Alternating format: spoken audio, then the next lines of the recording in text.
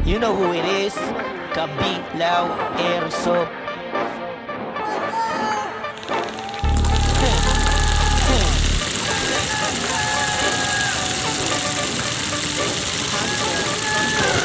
Kabilaw Airsoft. Kapag pumutok to asintado, bumanggagi ba kaya wag na, kasi malamang sa kabilaw mga pistao. Kabilaw Airsoft, di na kailangan ipagyabang. Isang silip lang sa pool kasi magagaling sa tutok ang veterano, kumbaga lahat ay palaban.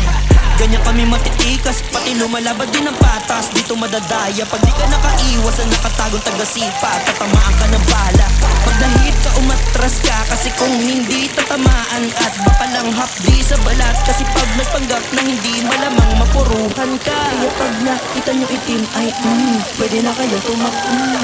Kabilaw Airsoft, kapag pumutok to asintado, bumanggagi ba kaya wag na, kasi malamang sa kabilaw mga bistao. Nangiti mo na kalaban at nalaman na nilang matik yung kinakabahan.